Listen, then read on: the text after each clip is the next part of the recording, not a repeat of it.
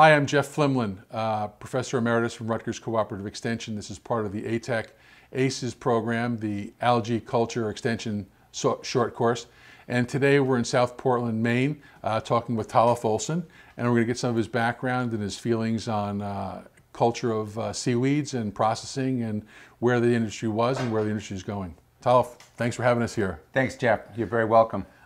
Tell me a little bit about how you got going in the whole seaweed area, and what did you do before seaweeds and how did you get into it? Well, I've got a very diverse background. I've got a very strong commercial fishing background. I've been involved in fisheries from Maine to Florida to training countries down in Central and South America. I also have a strong food background, and I did marine salvage worldwide for a long time, which allowed me to learn more culture about food and seaweeds and things like that. Combining the three, I have the perfect skill set for what I'm doing. Okay. Having had a background in food processing myself, I know how that translates over into fisheries, and it's always a good thing. So how did you actually, you were with Bangs Island Mussel Farm, and was that part of the beginning of seeing seaweed as a potential? Well, I saw the seaweed as a potential way back in '81 or '82. I had a restaurant up on Mount Desert Island and actually discussed it with Shep Earhart, the founder of Maine Coast Sea Vegetables. Right. And it was way too early for seaweed farming and the new product line development. I moved back to Maine in '93. I'm a native, and started in the urchin industry, and I'm watching one more fishery go boom and bust. Time to start growing our own. Very interested in growing seaweed, but the market still wasn't really there, so I founded Bangs Island Mussels in '97, '98, and was growing mussels on ropes under rafts, one of the first companies that was doing that specifically here in Maine, and started experimenting with my seaweed. At the turn of the century, I saw the demand increasing and the general population acceptance of new products really changing. At first, seaweed was seaweed salad in a sushi bar, and it was nori wraps, and that was it. The demographics started evolving, so in the early 2000s, I started experimenting with some fresh frozen cut lines of seaweed and saw some great response. In 2005, 2006, I founded a company called Ocean Approved and introduced the first, as far as I know, line of frozen seaweed products. And so instead of the dried, which are great products, but not everybody in this country is comfortable with, it was an easier medium for them to deal with. Yeah, that's good. Having different kinds of value-added products always expands the whole marketability of even starting with the same thing. Absolutely. And then, as we started seriously moving it into farming from wild, I actually was the majority owner of Ocean Approved when we started the first farm in the U.S. in 2009, 2010, and wrote the manual on seaweed farming.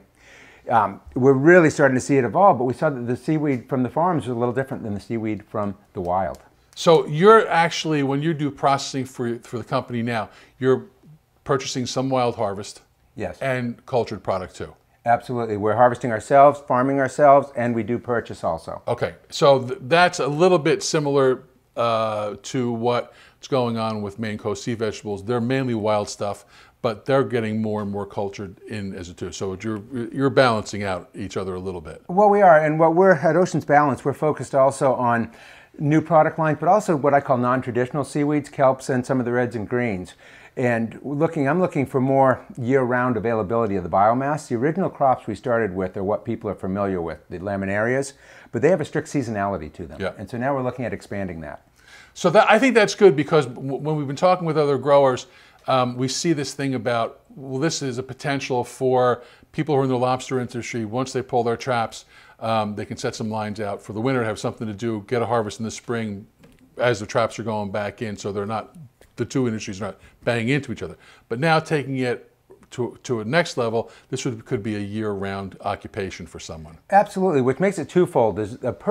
What's going on now with the lobster industry and our relationship there is absolutely perfect with the laminarias. We plant them in September, October. We take them out generally in May, maybe into June or April even. And that dovetails so nicely with the lobster industry, but there are a lot of people who can't get into the lobster industry, or even lobster fishermen who have family members who would like to utilize the boats more year-round, or people who just can't get into the industry, period. So by having a crop that you could harvest year-round, it opens up a whole new door and revenue stream. Seaweed as a food source has been popular in the Canadian Maritimes for a long time. Dulse is a snack. They drink it with a beer, have it with a beer, etc. it comes down a little bit into Maine, but it's never this whole thing is never percolated further south. Do you have any feelings of why it's Absolutely. more a northern thing? Think about the United States, our geographic location and size. We had all the farmland, all the ranch land, and we had Georges Bank and miles, thousands of miles of coastline with all the primary fish. If you look at any other society, Japan, China, Europe, they had to go to secondary and tertiary food sources long before we did here in the U.S. Well, people are finally waking up. Our food model's broken, and seaweed might not be the silver bullet, but it's definitely a step in the right direction. Mm-hmm. Okay. What do you think of the current kelp farming renaissance? Or maybe it's not a renaissance, maybe it's a real start, but how do you feel about what's going on now in New England? I absolutely love it. As far as I know, I started the first kelp farm in the U.S. for food, and the whole idea has been for the socioeconomic benefits to migrate to our coastal communities. We have so many outlying coastal communities, whether it be for the fisheries or for the people who aren't in the fisheries, that we need opportunity. We need jobs. We also need farms that will be here in the 21st or 22nd century, and the model we have now is broken. You know, you bring an interesting point about jobs, because this happens all around. Even up in Belfast, there are jobs that go wanting. There's a factory up there that has 72 jobs that are unfilled, and yet a lot of people don't even have the skills to go into some of these things. Now, with this kind of work on the water, guys who work on the water with their family as a lobsterman, they know how to tie knots, they know how to put out an anchor, they know how to do these things, so they've got some of that skill set already. Is there any basic skills that someone needs aside from knowing how to handle a boat and, you know, tie lines and set out an anchor that they need to do for kelp farming? Well, it's basically the biggest deal is safety. And the wintertime boating, it's one thing to take a safe boating course and boat here for a couple months in the summertime. You have to be prepared to be out there in January and February, and if you aren't, you shouldn't even consider this industry. Right, okay. And I think that makes a lot of sense, because you get a wind will come up or a storm comes up and you don't want to be there. It starts before you even get on the water. Try to put a boat down a boat ramp when it's a sheet of ice. Yeah. And not have the pickup go with it. So you think there's a potential for more people getting into the production side. What kind of caveats would you have for those people trying to start in farming? What do they need to think about first before they say, I'm going to just go do this? Well, the first thing is any entrepreneur has to realize that they're leaving what in this country we're used to as kind of a safety net. You have a 5-day-a-week job, 40 hours a week, and there's a paycheck that shows up. Guess what? That first paycheck is going to be later than you think it's going to be. Yeah. So be prepared. Right. So someone needs to have a little bit of money in their pocket, and we're going to talk a little more later about how these lines get set up. But what do you think for when someone starts out? I've dealt a lot with hard clam growers, and I always tell them, buy the largest seed you can get.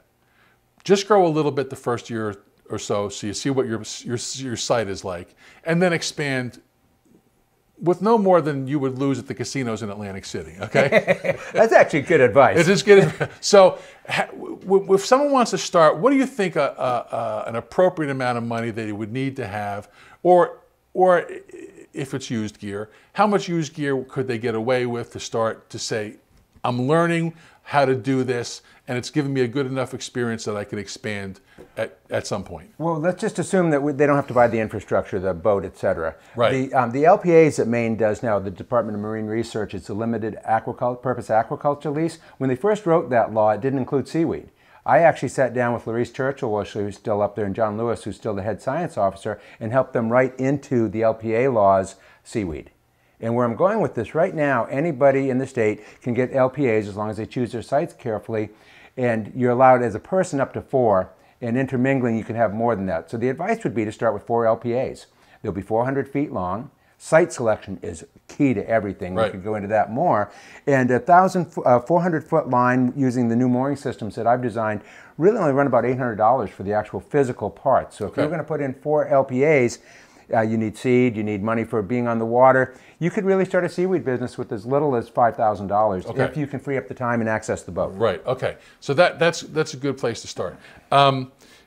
You mentioned the LPAs. How difficult is it to get an LPA or a regular lease in Maine? It's so funny because there's never black and white. It really comes down to site selection, knowing your neighborhood, and also knowing where it's going to grow. It doesn't grow just any place. You can go, hey, there's nobody doing anything over there, but do you know that's going to grow good seaweed? Right. I've done a lot. I've probably put in more individual sites than any other kelp farmer in Maine, and I've seen really drastic differences in the growth in different areas. All right, so this is a good point. When we do hard clam culture or oyster culture, it's not necessarily always in a place where hard clams or oysters grow, right?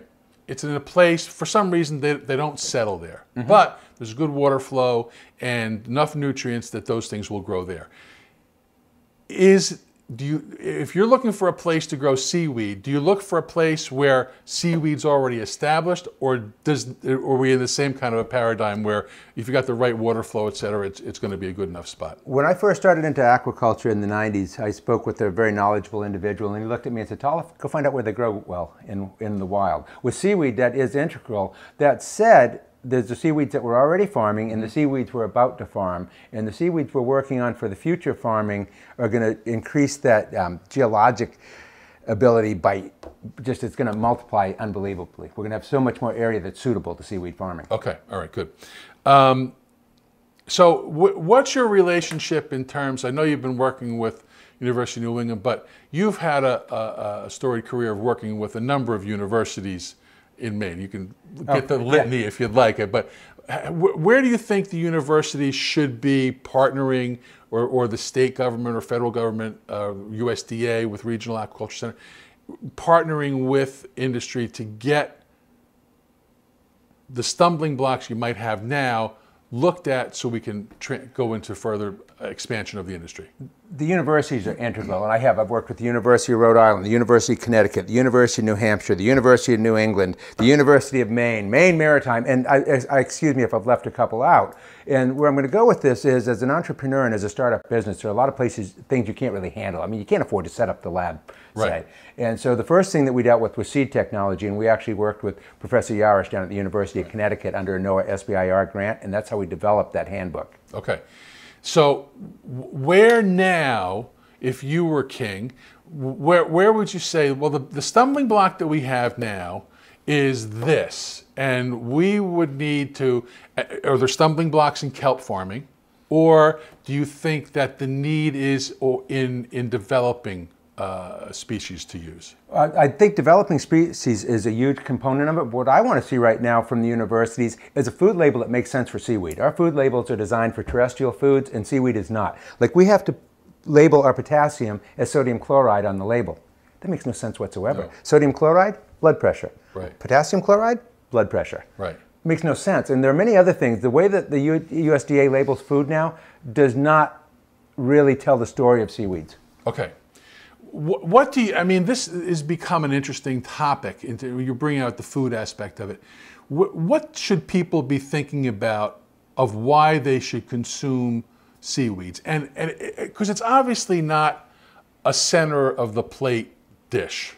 No, but for most of the time. But what we need to do is emulate the Asiatic diet, and that is putting in a little bit of it in everything. 50% of the people in this country are iodine deficient. Guess Right. what the best source of iodine right. is? 90% are magnesium deficient. Guess for a great source of that. Kelp has, I used to say, a couple dozen trace elements and minerals. My doctor laughed and said, "Tolliff, it has all of them. 50 or 60 trace elements and minerals. You can't afford to put them in fertilizer to get them into a land crop." Right. How often do you consume seaweeds in some form or another? 2 or 3 times a day is not unusual. Really? You can put a little bit in the mayonnaise in a fried egg sandwich. Oh, you can sprinkle a little bit on your poached eggs. You can have it in your smoothie. You can put it in your white clam sauce at dinner at night. If you go to our website at Oceans Balance, you'll be amazed at the diversity of food items we put it into. I noticed the recipes and things on there. Did you see the fudge? Oh, yeah, no, it's amazing. It's you got to see what happens at the shows when we put that on the table. I imagine.